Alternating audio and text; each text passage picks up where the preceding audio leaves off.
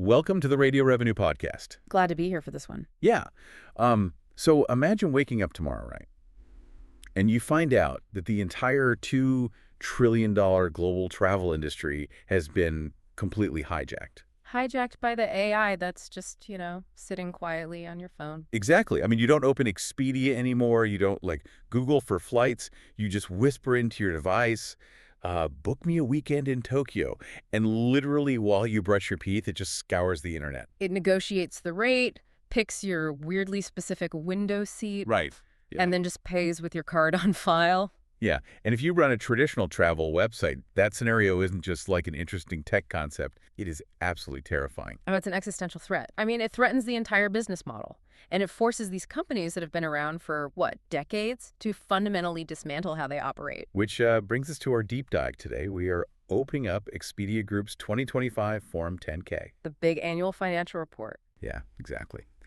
And our mission today is to uncover how a 30-year-old pioneer of the online travel industry is aggressively rewiring its multi-billion-dollar operation. And it's not a gentle rewiring either. No, not at all. Usually, when you look at a massive legacy tech company, it resembles a sprawling historic mansion, right? Oh, for sure. Like, over the decades, previous management teams just kept adding new wings. They extend the roof line, slap on some guest houses, and eventually the plumbing in the new wing doesn't connect to the old pipes. The electricity keeps shorting out because you've got 3 different breaker boxes. Exactly. And to fix a structure like that, to actually make it functional for a highly competitive modern era, you cannot just add a fresh coat of paint. You have to rip it down to the studs. While millions of people are still actively walking through the hallways, by the way. Yes. Which is insane. And for you listening, whether you are obsessively hoarding travel loyalty points for your next vacation, or maybe you're analyzing e-commerce stocks for your portfolio. Or if you're just insanely curious about what actually happens behind the screen when you hit book on a hotel room. Right. This deep dive is going to reveal the hidden financial and technological gears of the global travel market, because Expedia is trying to survive the AI age, fend off big tech, and untangle this wildly complex web of global regulations. Yeah, and to really understand the stakes of this transformation, we first have to grasp the sheer, just mind-boggling scale of what this company is attempting to manage on a daily basis. It's massive. The 2025 numbers, they paint a picture of an absolute empire. We're talking $119.5 billion. Wait, 119 billion? Yeah, billion, with a B. That's their gross bookings in 2025 alone. Wow. And that volume comes from an inventory of 3.6 million lodging properties available on their platform. That is just, I can't even picture that many properties. Right, and it breaks down to about 2.4 million alternative accommodations. So that's your Vrbo listings, the vacation rentals. Okay, got it. And then another 1.2 million traditional hotels and accommodations across all their other brands. So when you are processing nearly $120 billion in transactions, the underlying technology dictating how that money flows, it has to be flawless. Absolutely. But historically, it wasn't, because Expedia grew primarily through acquisition. They just absorbed brands like Hotels.com, Vrbo, Orbitz, Travelocity. Okay, let's unpack this, because in the past, Expedia bought up these massive brands like they were collecting souvenirs. Oh, completely. But operating them separately is like running 3 different restaurants out of the exact same kitchen, right? Mm-hmm. Without the chefs ever talking to each other. That is a perfect way to put it. You have different menus, different ingredients, different prep stations, total chaos behind the swinging doors. And if a customer walks in wanting a burger from one menu and a taco from the other, the kitchen completely breaks down. Right. And what's fascinating here is the operational pivot they made to solve that exact chaos. The 10K details this massive, incredibly painful shift to what they call a platform operating model. Which means what, exactly? Essentially, they tore down those separate kitchens. They took the massive, deeply entrenched front-end technology stacks for Hotels.com and Vrbo, and they forcibly migrated them onto the main brand Expedia tech stack. Oh, man. I mean, from a software engineering perspective, migrating decades-old legacy code bases onto a single unified stack is the kind of project that literally destroys careers. Yeah, it is fraught with risk. It's a nightmare. So why endure that pain? Why not just leave it alone? Because the operational efficiency, on the other side, is a force multiplier. By unifying the underlying technology, they drastically increased their test and learn capacity. Oh, okay. Yeah. In the old model, if an engineer figured out a higher converting way to display, say, a checkout button, 3 different engineering teams had to code it 3 different times in 3 different languages. That is so inefficient. Right. But now, they code it once, push the update, and it deploys across all their brands simultaneously. That speed of deployment is crucial. And it isn't just the back-end code that got unified, right? Because this strategy birthed one key. Yes. The Unified Loyalty Program. Yeah, for anyone listening who uses these platforms, you've probably seen it pop up. It replaced the totally fragmented reward systems they used to have. And the consumer psychology behind one key is brilliant. Previously, your loyalty was completely siloed. You had hotels.com stamps over here, Expedia points over there. Right, which was super annoying. Exactly. Now, they manage marketing investments holistically to really lock you into their ecosystem. So if you book a mandatory business flight on Expedia, you earn rewards that you can seamlessly turn around and spend on a Vrbo beach house for your family vacation. It creates a closed-loop economy. Like, they don't want to be a search engine you visit once a year. They want to be your default travel wallet. Precisely. But, unifying that technology wasn't just to make the consumer website prettier or to hand out better loyalty points. Right. A unified high-speed tech stack is the absolute required foundation to execute their primary revenue engine. Because in 2025, they generated $14.7 billion in total revenue. And to understand where that $14.7 billion actually comes from, we really have to look at the mechanics of their business models. Because the 10K breaks this down into 2 main models. Right, the merchant model and the agency model. Yeah. And the biggest chunk by far is the merchant model. That accounts for 70% of their revenue. So that's about $10.2 billion. Under this model, Expedia acts as the merchant of record. They actually collect your cash up front before you travel, mostly for hotel bookings. And the mechanism of that merchant model is honestly the hidden genius of the online travel industry. How so? Well, when they take your cash in March for a hotel stay in June, they don't immediately pay the hotel. Right, they hold it. They hold that cash, so they get a massive short-term float. They're earning interest on billions of dollars of traveler money for months. Wow. Furthermore, because they are the merchant of record, like actually controlling the transaction, they can dynamically package components. They can bundle a flight and a hotel for a single opaque price without violating the public pricing rules set by the individual airlines or hotels. It's essentially an arbitrage game powered by a massive cash flow. That is wild. Yep. So contrast that with the agency model, which makes up 22% of revenue, or $3.1 billion. Here, they never hold the cash. They just pass your reservation along to the travel provider, like an airline, and they take a commission. Yeah, and air travel operates on such razor-thin margins that acting as an agent is often the only viable model for them. Right. But the most revealing metric in the entire 2025 report, even actually in those traditional consumer models, Where is it? it's in the growth rates. Consumer side, like you and me booking trips on our phones that only grew by 3%. Okay. However, their B2B segment, their business-to-business division, exploded by 20% to $35.7 billion in gross bookings. Okay, here's where it gets really interesting. Because they aren't just a storefront for you and me anymore. They are essentially the Intel inside for other companies. They provide the travel tech infrastructure through an API they call Rapid. So picture this. You log into your major credit card's rewards portal to book a trip using your points. We all do it? Right. It looks like the bank's website. It has the bank's logo. But the entire transaction, the inventory, the pricing it, is all being silently powered by Expedia's network. The user has no idea. None at all. Okay. But wait, aren't they just arming their own competitors? Like, why would a consumer travel brand let offline agents and massive financial institutions use their proprietary supply network? It seems highly counterintuitive, right? To just hand your inventory to a competitor. But it really comes down to a fundamental reality of the $2 trillion global travel market. Which is? Despite doing $120 billion in bookings, Expedia's market share is only a single-digit percentage of that total pie. Hold on, let me stop you there. A pioneer company that has been doing this for 30 years, operating on a massive global scale, only has a single-digit market share. Yep. Is that a sign of an incredibly fragmented market? Or is it like a failure on their part to establish dominance? It speaks entirely to the fragmentation of global travel. I mean, there is a vast ocean of corporate travel management, loyalty program redemptions through regional banks, offline travel agencies in foreign markets. Things they just can't reach. Exactly. Expedia could never reach those demographics through their own consumer advertising. So the marketing acquisition cost to reach those specific travelers is just way too high. Exactly. So by powering the back end for these institutions via the Rapid API, Expedia captures market share and booking volume they would otherwise miss entirely.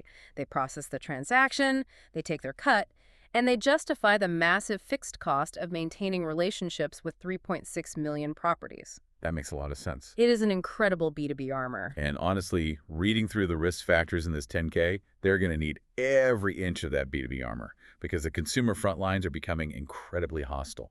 The tech landscape isn't just shifting, it's threatening to bypass them entirely. Yeah, the document lists intense escalating competition from traditional search engines like Google, which, has been steadily pushing its own Google Flights and Hotels products to the top of the page. Oh yeah, you search for a flight and Google's widget is right there. Exactly.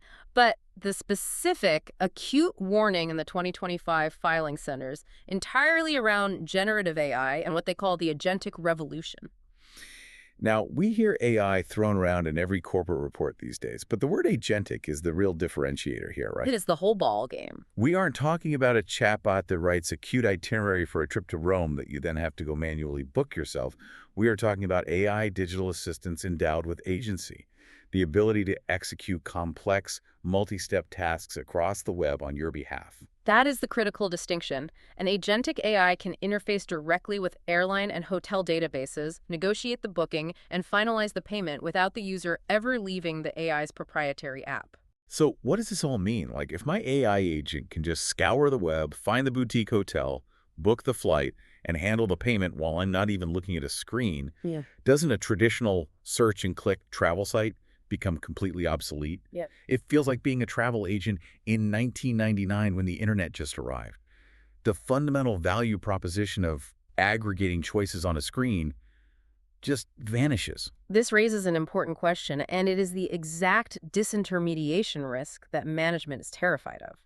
The traditional booking funnel relies on traffic coming to Expedia.com. Right. If consumer behavior shifts heavily toward conversational AI platforms operated by massive tech giants, where Expedia lacks any visibility or control, their direct booking rates will plummet. And the mechanics of that are brutal. If direct traffic drops, they have to buy their way into the AI's ecosystem. They'd have to spend a fortune in API bidding just to be the underlying inventory provider that the AI chooses to source from.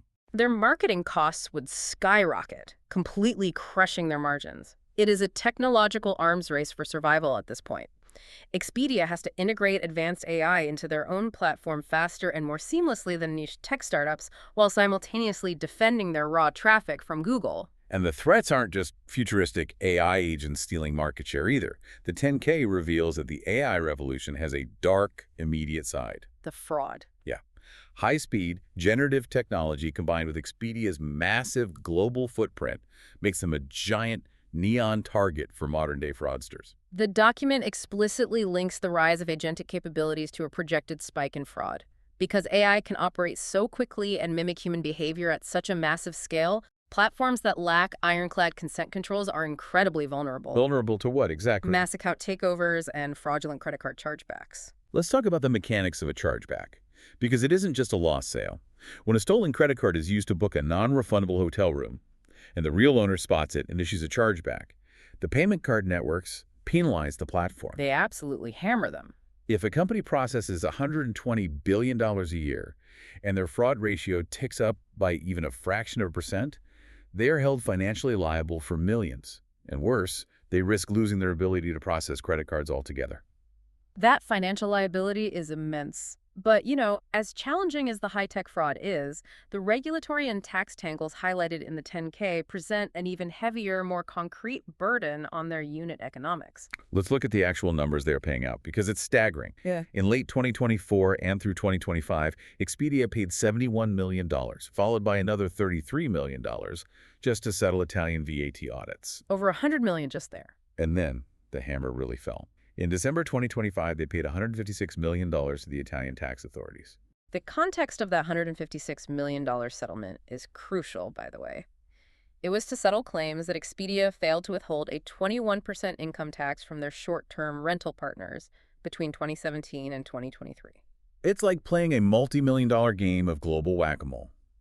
You set up a platform to facilitate a transaction between a tourist and an apartment owner in Milan, and suddenly you are hit with a $156 million bill because the local authorities retroactively decided that the tech platform, not the property owner, was supposed to be the tax collection agency. Yeah. And to be clear to you listening, we are not taking a side on European tax policy here. We are simply analyzing the facts, the severe financial and operational burden this places on a global marketplace. Right, and if we connect this to the bigger picture, it highlights a terrifying precedent for the entire alternative accommodation market, particularly their Vrbo brand. How so? Because the regulatory pressure is fundamentally altering the unit economics of global expansion.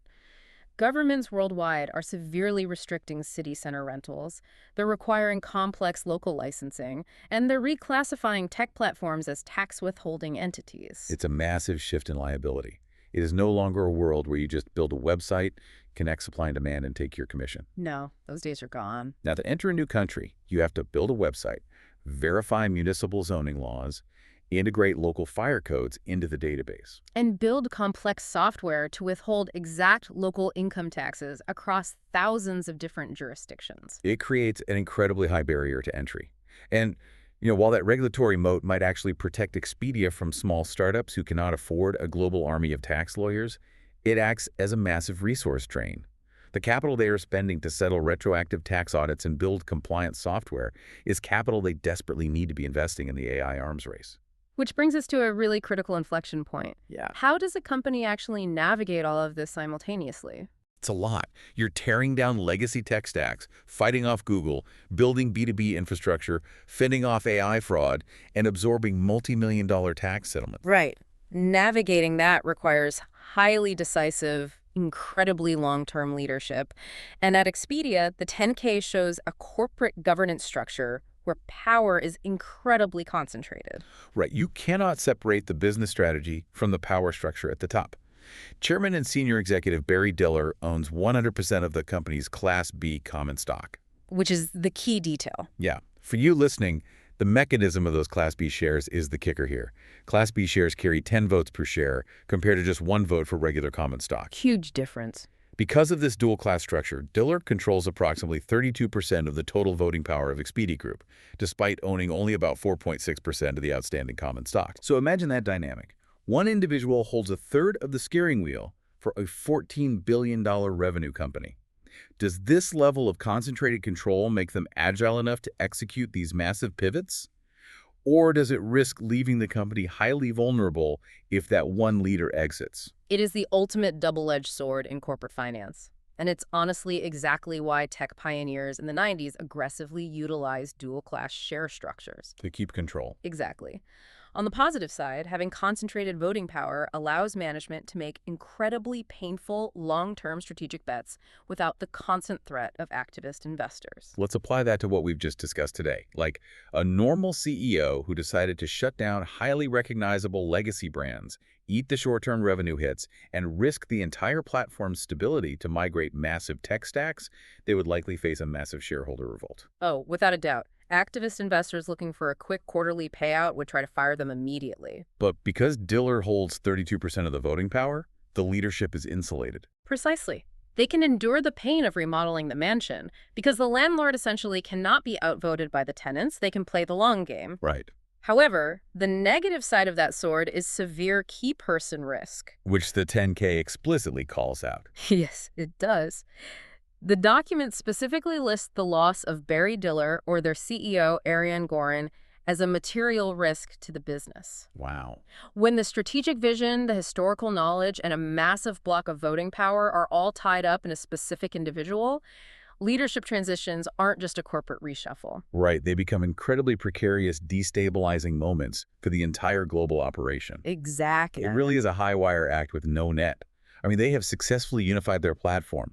They are printing cash by powering offline travel through their B2B Rapid API, yet they are staring down conversational AI assistants that could bypass their consumer sites entirely, all while global governments demand an increasingly large cut of their unit economics. It leaves us with a fascinating and, frankly, deeply unsettling thought about the future of travel. As we fully enter this era of the agentic AI booking revolution, will legacy consumer travel brands like Expedia, Hotels.com, or Vrbo even matter to you, the traveler, in 5 or 10 years? That's the billion-dollar question. Or will that sprawling mansion they've spent 30 years building simply become invisible, relegated to the underlying B2B infrastructure that silently powers the choices your AI assistant makes for you without you ever needing to know their name? It was a Revenue Radio podcast. Thank you for watching. Please like, subscribe, and hit the bell to stay updated with our latest analyses.